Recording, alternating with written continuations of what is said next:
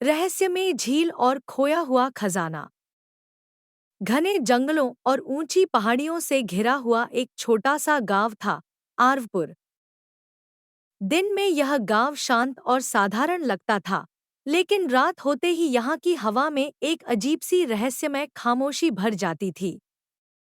लोग कहते थे कि आर्वपुर अपने भीतर कई अनकहे राज छुपाए हुए है। इसी गांव में चार गहरे दोस्त रहते थे। अयान, जो सबसे बहादुर था। मीरा, जो हर बात को समझदारी से सोचती थी। कबीर, जो थोड़ा डरपोक था लेकिन दिल से बहुत साफ था।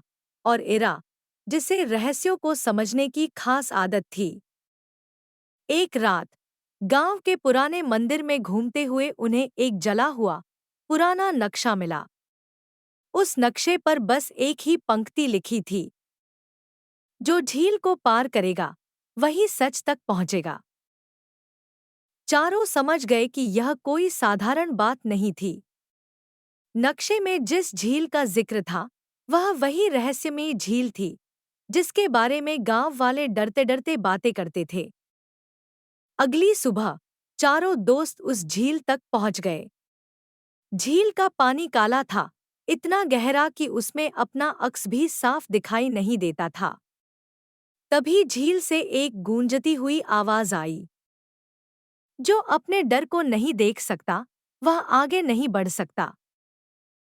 अचानक झील से उनकी ही परछाइयां जिंदा होकर बाहर निकल आईं। वो परछाइयां असल में उनके डर थीं। कबीर डर गया। मीरा समझ गई कि यह किसी जादू से बढ़कर उनके मन की परीक्षा थी। चारों ने हिम्मत जुटाई, अपने डर को स्वीकार किया और झील को पार कर लिया। झील के बाद उन्हें एक ऐसा पहाड़ मिला जहां सूरज की रोशनी नहीं पहुंचती थी। वहां सिर्फ परछाइयां चलती थी और समय भी अजीब तरह से ठहरा हुआ लगता था। जैसे ही वे पहाड़ चढ़ने लगे, कबीर अचानक गायब हो गया। अयान घबरा गया, लेकिन इरा ने समझ लिया कि यह भी एक परीक्षा है। मिलकर उन्होंने एक पहेली सुलझाई और कबीर वापस आ गया। आगे बढ़ने पर वे एक ऐसी जगह पहुंचे जहां न दिन था न रात। वहां एक पत्थर पर लिखा था, खजाना सोने का नहीं, सच का होता है।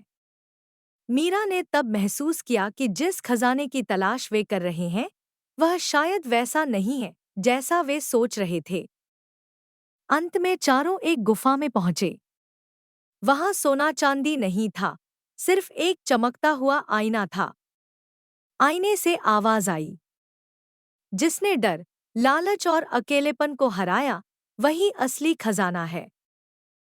आईने में उन्होंने खुद को बदला हुआ देखा। अब वे पहले जैसे डरपोक नहीं थे। उन्होंने खुद को समझ लिया था।